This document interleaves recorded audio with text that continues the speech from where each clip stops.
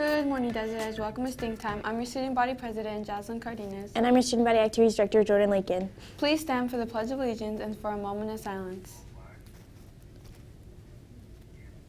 I pledge allegiance to the flag of the United States of America and to the republic for which it stands, one nation, under God, indivisible, with liberty and justice for all. Please remain standing for a moment of silence.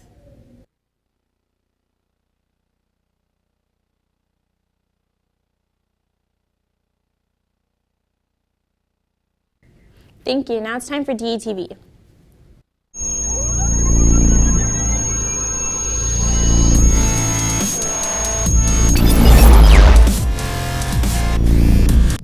Coming up on today's show, results from the Iowa caucuses are almost in. We'll have an update. And a DE Club gives students a chance to visit the state capitol on our state's birthday. We will have info and all and more is coming up on today's show. Hello, Desert Edge. Today is February 6th. I'm Celeste. And I'm Michaela. Welcome to DETV and the voice of Desert Edge High School. We have a great show lined up for today. But first, let's see who's cooking for lunch in the cafeteria. Today's hot lunch choices are taco salad bowl with fresh salsa, shredded cheese, diced onions, cilantro, sour cream, jalapeno slices, and a variety of fruit. That looks pretty tasty. You know, Michaela, it sure has been cold outside. I know, Celeste. Sometimes I feel like a popsicle. Strange that you say that, Michaela, because popsicles are the topic of today's question of the day. And the question is, when was the popsicle invented? That's a tough one, Michaela. I'll be thinking about it during the show. We will have the answer at the end of the show. Now let's move on to today's announcements. The Cultural Youth Acceptance Club, formerly the Black Student Union, is sponsoring a field trip to the Black Student Leadership Conference at the Arizona State Capitol in downtown Phoenix on February 14, 2020.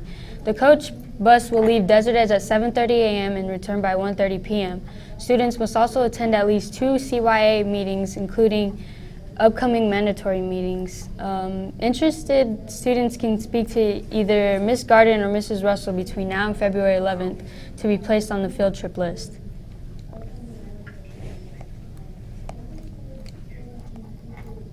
Winter Chill's coming up this Saturday. The event features roller skating, music by DJ Michael Paul, and food trucks along with Dutch Brothers Coffee. The fun happens on February 8th, 2020 from 7 to 10 p.m. Tickets are being sold in the bookstore for $10. There will be an information meeting on Friday for anyone interested in boys volleyball. The meeting will be held during the first half of Power Hour in A7 for anyone interested.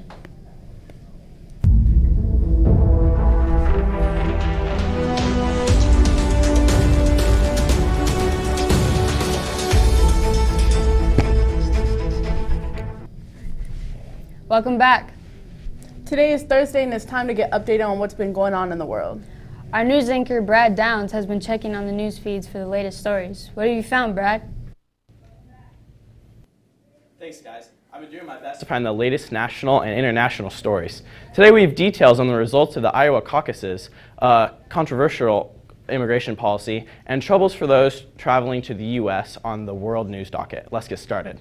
Results from the Iowa caucus are almost complete, and it's a very tight race so far. With 97% of the votes counted Thursday morning, former Mayor Pete Buttigieg is ahead by Bernie Sanders, and Senator Amy Klobuchar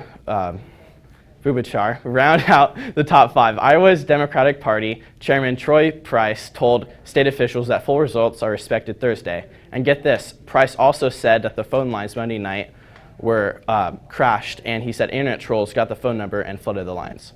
A senior ICE official said that officers are now fingerprinting migrant minors in shelters. According to ICE, the minors are being fingerprinted are over 14 and are not in ICE custody. Instead, they are under the care of Office of Refugee Resettlement. This is the job of ORR. ICE argues that fingerprinting the children will help protect them. The agency has been criticized before for methods it uses to ID and monitor migrants.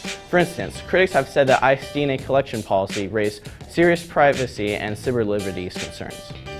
People entering the U.S. may find themselves answering additional questions upon arrival.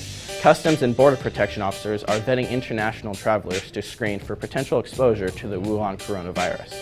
They're complying with a presidential proclamation that issued last week suspends entry to most foreign nationals who have traveled to China in the last 2 weeks.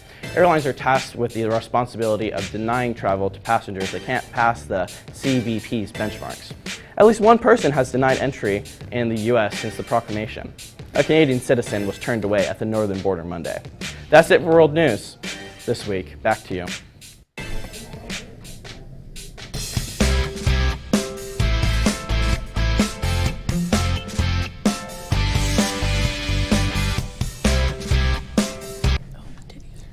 Now let's turn to sports. Jace is here today with all the latest DE sports news. What do you have for us, Jace? Thanks, guys. I have a ton of basketball news to report. On Tuesday night, the boys' varsity team fell short against the number 2 ranked Peoria Panthers. The final score was 83-57, and the Scorpions suffered only their 5th loss of the season and are currently sitting at number 10 in the 4A with a 17-5 record. The JV Scorpions continued their undefeated home winning streak to 7 with a win over Peoria on Tuesday. The final score was 62-33 and puts the JV season record at 13-4. The freshman boys basketball team also got a dub and improved their overall record to 16-1 with a victory over Peoria. The final score was 61-35. The freshmen and JV games will have their last home game at 4 p.m. against Lake Havasu tonight. Varsity will take the court for their senior night at 5:30. Boys varsity and soccer will be in Havasu with a game at 6 p.m. The girls soccer team will be at home for senior night, and the match also starts at 6 p.m. That's it for me. Back to you. Thanks for that, Jace. Now it's time for today.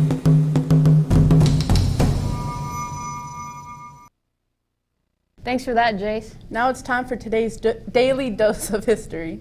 Vaughn Hopridge is in the studio with the big event in American and foreign policy history. Vaughn? Thanks, guys. The United States is definitely a world power that every nation on the earth recognizes, but it wasn't always that way.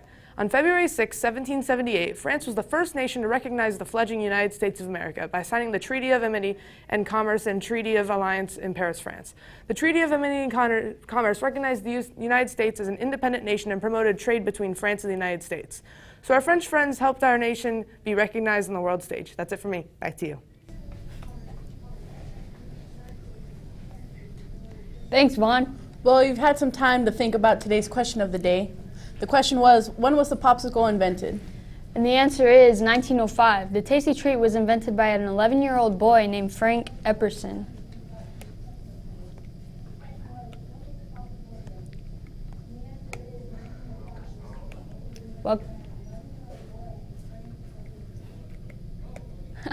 Welcome back.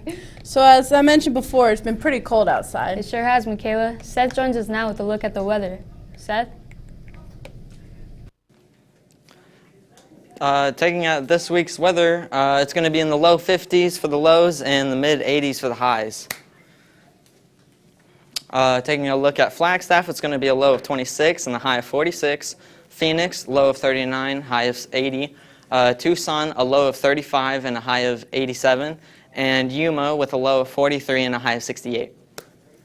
At lunch today, it's going to be 35 degrees. However, when we leave at 3:05, it's going to be around 57. And that's it for me. That does it for today. Remember, you can send us requests, suggestions, story ideas, and announcements to detv2012@gmail.com. Until next time, I'm Celeste. And I'm Michaela. Have a great day, Scorpions.